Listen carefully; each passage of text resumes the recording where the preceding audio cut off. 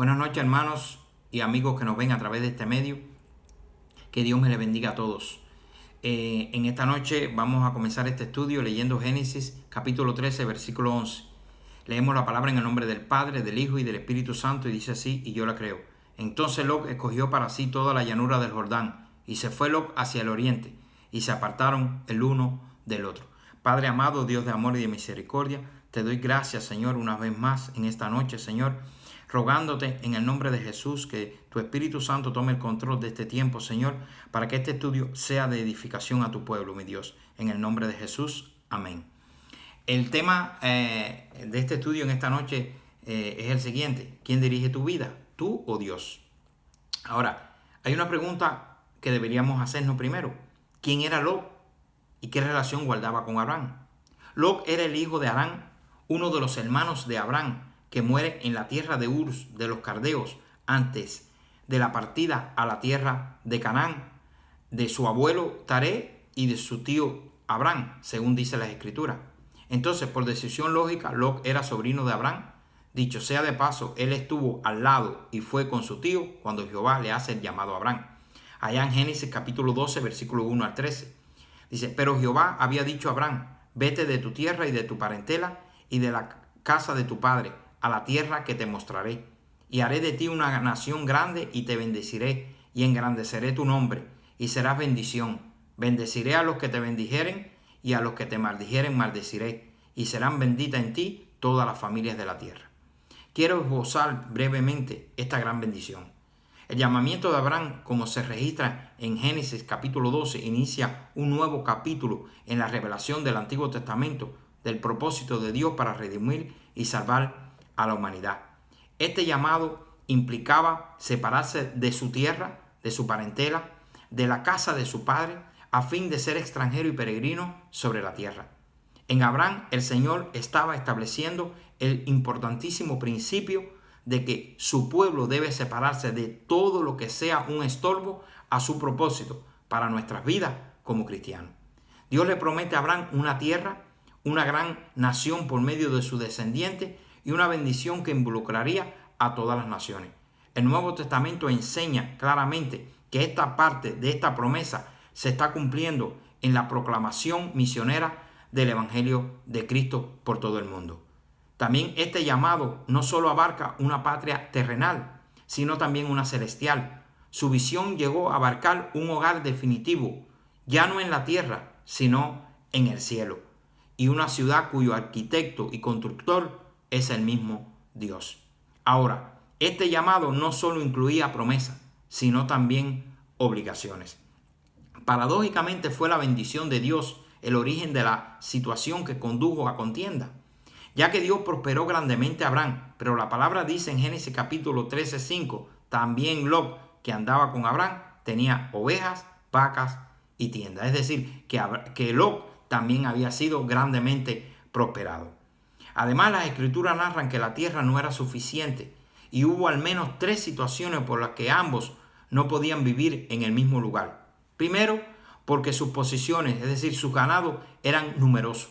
Segundo, porque los cananeos y los fereceos ya habían ocupado una parte considerable de la tierra. Tercero, porque hubo contienda entre los pastores de Abraham y los de Lot. Es decir, hubo lucha, enfrentamiento, discusión. Algunos dicen también que existía envidia. Y para evitar la disputa entre ellos, Abraham le dice en el versículo 8 del capítulo 13, porque somos hermanos. Prácticamente le estaba persuadiendo a Lot, le dice, somos de la misma familia, adoramos el mismo Dios en la misma forma, tenemos las mismas promesas y seguimos el mismo fin, evitando que por este motivo finalmente hubieran podido perturbar la paz entre las dos familias, pues entonces era necesario una separación. Y por ello le dicen en el versículo 9, ¿no está toda la tierra delante de ti? Como todo ser humano, tenemos proyectos, ideales que nos gustaría lograr, ya sea a corto, mediano o a largo plazo. Pueden estar relacionados con el matrimonio, nuestro trabajo, nuestra profesión o nuestro ministerio. O tal vez sea un lugar especial donde quisiéramos servir o vivir. Dice la Escritura en el capítulo 13 de Génesis, versículo 11, que Lot escogió para sí indicando una decisión particular en cuanto a lo que él quería. El versículo anterior, el 10 de ese mismo Génesis capítulo 13, dice: y alzó Lot sus ojos y vio toda la llanura del Jordán, que toda ella era de riego como el huerto de Jehová. Las escrituras afirman en el primer libro de Samuel, capítulo 16, versículo 7, dice: porque Jehová no mira lo que mira el hombre, pues el hombre mira lo que está delante de sus ojos, pero Jehová mira el corazón. Es decir, lo que estaba mirando, lo que estaba delante de sus ojos, pero Jehová estaba mirando mucho más allá. Cuando hablamos espiritualmente del corazón, pudiera verse como que abarca la totalidad del intelecto, de las emociones, de la voluntad de uno. Podemos decir aún más: el corazón piensa, decide y discierne el bien y el mal. Según el testimonio de Jeremías, en el capítulo 17:9, él expresa: engañoso es el corazón más que todas las cosas y perverso. ¿Quién lo conocerá? Jesús mismo confirmó el diagnóstico de Jeremías cuando dijo que lo que contamina a una persona delante de Dios no es el dejar de observar alguna ley ceremonial, sino la disposición a hacer caso de las inclinaciones impías albergadas en el corazón, tales como las que menciona Mateo capítulo 7, 21 al 22. Los malos pensamientos, los adulterios, las fornicaciones, los homicidios, los hurtos, las avaricias, las maldades, el engaño, la lascivia, la envidia, la maledicencia, la soberbia, la insensatez. Increíblemente, nuestros ojos juegan un papel muy importante en cuanto a la consumación del pecado. En Juan capítulo 2, versículos 15 al 17, el apóstol Juan nos advierte de uno de los medios por donde somos tentados son los ojos, y lo llaman los deseos de los ojos. Por poner algunos ejemplos, fue la causa de los deseos de los ojos que el rey David cometió el pecado de adulterio y posteriormente el de homicidio, por allá por 2 de Samuel, capítulo 11. ¿Recuerdan cuando David estaba sobre el terrado y vio a Betsabé? También Acán cayó en pecado por los deseos de los ojos. Es decir, cuando allí fueron, que estaban entrando a la tierra prometida, que fueron a conquistar Ai, a la ciudad de Ai, dice Josué capítulo 7, 21, pues vi entre los despojos, hablando a Acán, pues vi entre los despojos un manto babilónico muy bueno y 200 siclos de plata y un lingote de oro de peso de 50 siclos. Lo codicié y lo tomó. Pero él primero dice que vio. Eva fue cautiva por el fruto que veía. Génesis 3:6 dice: y vio la mujer que el árbol era bueno para comer y que era agradable a los ojos y árbol codiciable para alcanzar la sabiduría, y tomó de su fruto y comió. Miren, el apóstol Santiago advierte que antes que el pecado sea consumado, este es concebido en el corazón de la persona por su propia concupiscencia. Y obviamente una forma en la cual la tentación puede entrar en nuestras vidas es por medio de nuestros ojos. Santiago 1, 14 al 15 dice: sino que cada uno es tentado cuando de su propia concupiscencia es atraído y seducido. Entonces la concupiscencia, después que ha concebido, da a luz el pecado, y el pecado, siendo consumado, da a luz la muerte. Miren, la tentación proviene de los deseos o inclinaciones del corazón. Si no se les hace frente y se les suprime por medio del Espíritu Santo, la concupiscencia, es decir, los malos deseos, conducen al pecado y después a la muerte espiritual. En el caso específico del tema que estudiamos hoy, Lot solo vio aquel hermoso valle.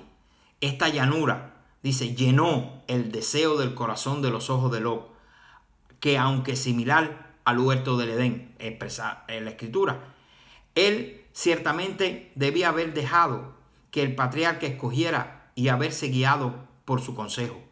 Pero él siguió su propio camino, confiando en su propio juicio, su propia decisión, y dejándose guiar solo por la vista de sus ojos. Vio toda la llanura del Jordán, que toda ella era de riego. Vio y se llenó su corazón de aquel lugar. De esa manera escogió la tierra sin tener en cuenta el carácter de sus habitantes o sin considerar qué ventajas o desventajas le ofrecerían en las cosas espirituales.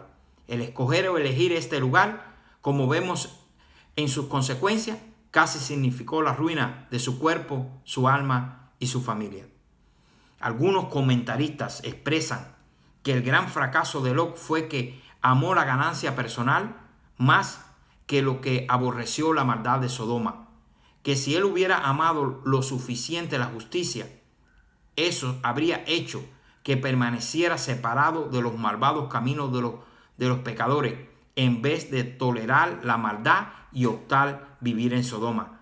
Además, tal vez razonó que las ventajas materiales, la cultura y placeres de Sodoma importaban más que los peligros, y que era lo suficientemente fuerte espiritual para permanecer fiel a Dios, y fue por eso que se expuso a sí mismo y a su familia a la inmoralidad e impiedad solo para aprender una amarga lección. Quiero explicar en este momento brevemente que un pecador es una persona que siempre anda buscando la felicidad, pero le hierra el blanco, es decir, nunca da en el blanco. Porque siendo malo, radicalmente malo, adentro, teniendo todos sus afectos y pasiones depravados y en desorden, buscan la felicidad donde no se puede encontrar, en el honor y las posesiones mundanas y en los placeres sensuales, el fin de todo lo cual es desilusión, aflicción, vejación y ruina, hermanos. Lot vio las ventajas de aquel lugar, pero como leí ahorita, Dios vio a los hombres de Sodoma que la habitaban, es decir, Dios ve mucho más allá. Eran malos y pecadores contra Jehová en gran manera. No eran pecadores comunes, por decirlo de alguna manera. Ellos sobresalían por su injusticia y pronto llenarían la medida de sus iniquidades. Caso similar pasa con los seres humanos, con el resto de los seres humanos. Aún dentro del mismo pueblo escogido de Dios, nuestra tendencia es gobernar nuestra propia vida. Somos capaces de decirle a Dios, aún siendo sus hijos, no te entrometas, esta decisión es mía, yo sé lo que necesito, en vez de orar y buscar la dirección de Dios. Tenemos la necesidad de aclarar en este momento que Lot era justo, y esto se puede corroborar en la segunda epístola de Pedro, en el capítulo 2, versículos 7 al 8, que dice: y libró al justo Lot, abrumado por la nefanda conducta de los malvados, porque este justo que moraba entre ellos afligía cada día su alma justa, viendo y oyendo los hechos inicuos de ellos. Lot, al dejarse llevar por vista y no por fe, perdió a su esposa y lo que hasta ese momento había logrado construir. Pero lo que me llama la atención y me maravilla de esta historia es en el versículo 9 de esta segunda carta de Pedro, capítulo 2, que dice lo siguiente: sabe el Señor librar de tentación a los piadosos y reservar a los justos, a los injustos, para ser castigados en el día del juicio. Esto dio ocasión al apóstol Pedro para mostrar que Dios sabe salvar tanto como destruir. Lot tomó una decisión equivocada al elegir esa tierra, pero lo más importante de esta historia es que él se conservó fiel dentro de ese lugar de pecado. Mire, una característica esencial de las personas verdaderamente justas es que aman la justicia y detestan la maldad. Del otro lado estaba Abraham, el patriarca, cabeza de la tribu, que por derecho podría haber escogido su parte primero y luego haberle designado una a Lot, pero dispuesto a preservar la paz y al mismo tiempo sintiendo un afecto puro y paternal por su sobrino, le permitió que escogiera primero. En la epístola a los Hebreos, en el capítulo 11, versículo 1, dice la palabra: es pues la fe la certeza de lo que se espera, la convicción de lo que no se ve. A Abraham no le importó que su sobrino escogiera primero. Él estaba seguro de quién lo habría llamado. La obediencia fue la prueba más completa de su fe en Dios, que era una fe realmente implícita. Obedeció y salió de su propio país, no teniendo perspectiva de bien alguno o de éxito, sino lo que su fe sin reserva le impelía. a esperar de Dios como el galardonador de los que buscan diligentemente, de los que le buscan diligentemente. Toda esta historia me lleva a una pregunta. ¿Quién es el culpable de mis errores y fracasos en mi vida? La única respuesta correcta, de acuerdo a la palabra de Dios, es una sola: yo mismo. En Ezequiel capítulo 18, versículo 4 y versículo 20, dice la palabra lo siguiente. En el 4, he aquí que todas las almas son mías, como el alma del Padre, así el alma del Hijo es mía. El alma que pecare, esa morirá. Versículo 20 dice, el alma que pecare, esa morirá. El Hijo no llevará el pecado del Padre, ni el Padre llevará el pecado del Hijo. La justicia del justo será sobre él, y la impiedad del impío será sobre él. No hay entonces excusa para ningún hombre delante de Dios. Jesús mismo lo declara en Juan capítulo 15, 22. Si yo no hubiera venido, si no le hubiera hablado, no tendrían pecado, pero ahora no tienen excusa por su pecado. Usted dirá, hermano, entonces, ¿significa esto que delante de Dios nadie puede ser amado y perdonado? De ninguna manera. La misma palabra nos enseña en Ezequiel capítulo 18, versículo 21 al 23, mas el impío, si se apartare de todos sus pecados que hizo, y guardare todos sus estatutos, e hiciere según el derecho y la justicia, de cierto vivirá, no morirá. Todas las transgresiones que cometió no le serán recordadas. En su justicia que hizo, vivirá. ¿Quiero yo la muerte del impío? Dice Jehová el Señor.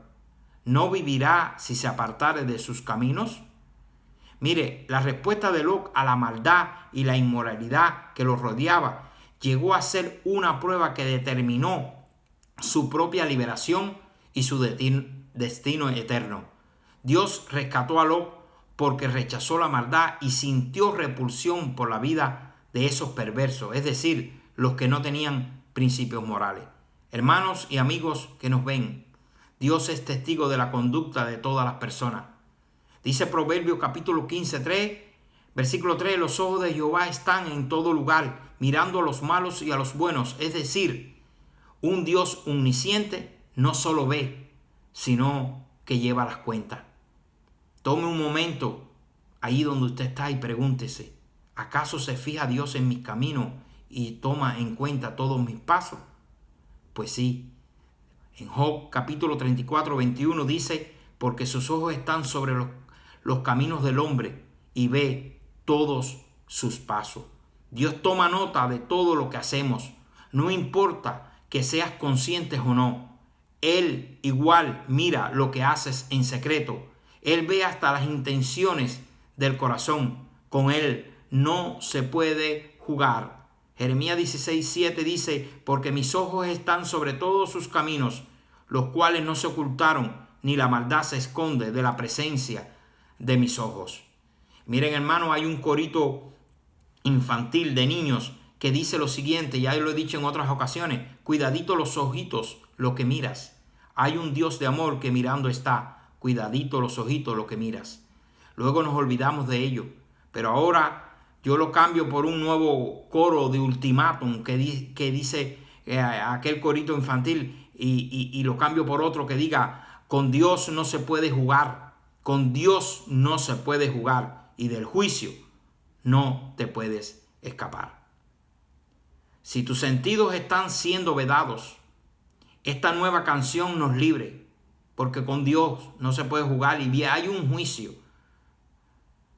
Hay un juicio al final de la historia. Unos van a ir a condenación eterna por no haber creído en Jesucristo y no haberse guardado de sus pecados. Y hay un juicio de recompensa para aquellos que andan fiel en los caminos de Dios. Recuerde que los ojos de Dios están atentos, mirando y escudriñando hasta las intenciones más íntimas de mi corazón y de tu corazón. Cuando tomes conciencia de los ojos de Dios, volverás a temerle y volverás a obedecerle. Mire, nadie ha amado a esta humanidad caída como Dios lo ha hecho. Y todo hombre arrepentido tiene las mismas palabras en su boca. Nadie me ha demostrado tanto amor. En la primera carta de Juan, capítulo 4, versículo 9 al 10, dice: en esto se mostró el amor de Dios para con nosotros, en que Dios envió a su Hijo unigénito al mundo para que vivamos por Él. En esto consiste el amor, no en que nosotros hayamos amado a Dios, sino que Él nos amó a nosotros y envió a su Hijo en propiciación por nuestros pecados. Recuerde esto: cuando Cristo vuelva para recibir a su pueblo y para derramar su ira sobre la impiedad, reunirá consigo a los que en su iglesia, a causa de su fe y amor por Él, están como locos, atormentados por la conducta sensual, la vida perversa y el pecado evidente dentro de la sociedad. Entonces usted que me ve me dirá: ¿qué hacemos entonces?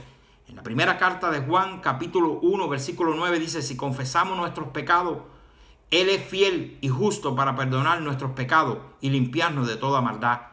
Y en la misma carta, capítulo 2, versículo 1, dice: hijitos míos, estas cosas os escribo para que no pequéis.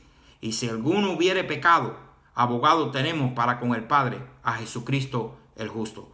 Si confesamos que Dios está en control de nuestra vida, creyendo en su sabiduría y provisión, ¿por qué entonces nos salimos de su perfecta escogencia para nosotros, para nuestra familia y para nuestros hijos? Al Dios elegir y estar nosotros caminando en su perfecto plan, tendremos la total seguridad de que sus elecciones siempre serán mejor que las nuestras. Si no, ¿por qué entonces lo llamamos sabios? Lo llamamos sabio. En este momento, hermano, recuerde que el texto con el tema que empezamos: ¿quién dirige tu vida? ¿Tú o Dios? Es mejor que Dios dirija nuestras vidas, porque Él sabe qué escoger mejor. En esta hora queremos orar y decirle: Señor, limpia mi corazón del deseo engañoso de mis ojos, del querer y desear lo que yo quiero. Si te he declarado como mi Dios, mi Señor y mi Salvador, hoy en mi libre albedrío decido que seas tú quien me indique el camino correcto por donde, oh Santo Dios, por donde debemos caminar, Señor, porque hemos confiado en ti, porque tú eres la única esperanza del mundo. En el nombre de Jesús te doy gracias. Amén y amén. Que Dios me le bendiga a todos.